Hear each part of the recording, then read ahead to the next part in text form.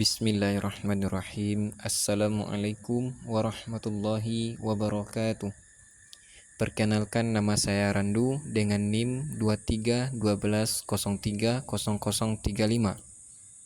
Saya dari Universitas Islam Negeri Imam Bonjol Padang dari Fakultas Dakwah dan Ilmu Komunikasi, jurusan Manajemen Dakwah. Baik, di sini saya akan mempresentasikan tugas akhir semester dari mata kuliah perilaku organisasi dengan materi sikap dan kepuasan kerja. Yang pertama, sikap. Sikap adalah evaluasi yang dimiliki individu terhadap objek, orang, atau situasi tertentu. Dalam konteks psikologi dan perilaku organisasi, sikap terdiri dari 3 komponen utama. Yang pertama, komponen kognitif. Ini mencakup keyakinan dan pemahaman seseorang tentang suatu objek atau situasi. Misalnya, seorang karyawan mungkin percaya bahwa perusahaan tempat mereka bekerja memiliki reputasi baik di industri. Yang kedua, komponen afektif. Ini adalah perasaan atau emosi yang terkait dengan objek sikap. Contohnya, jika seorang karyawan merasa bangga bekerja di perusahaan tersebut, maka komponen efektifnya positif. Yang ketiga, komponen perilaku.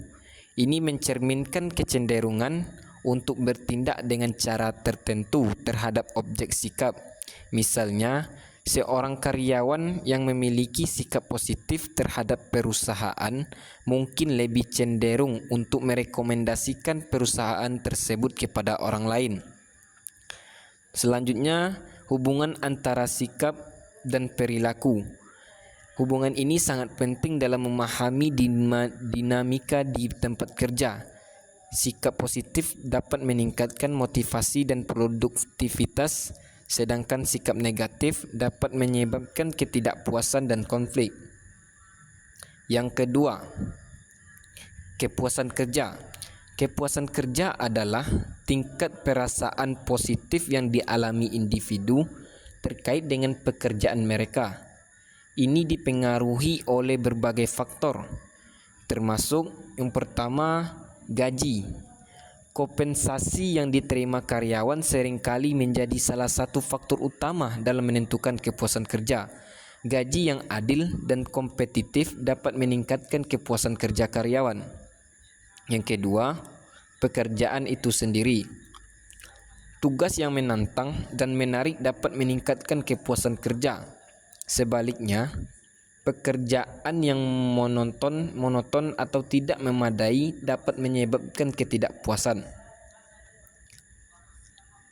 Ketiga, itu promosi.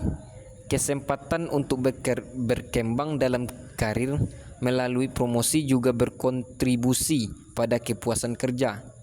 Karyawan cenderung merasa lebih puas jika mereka melihat jalur karir yang jelas. Keempat, supervisi. Hubungan dengan atasan sangat mempengaruhi kepuasan kerja. Supervisi yang mendukung dan komunikatif dapat meningkatkan rasa puas karyawan. Selanjutnya, yang kelima, rekan kerja. Lingkungan sosial di tempat kerja juga berperan penting dalam kepuasan kerja. Hubungan baik dengan rekan-rekan dapat menciptakan suasana kerja yang lebih positif.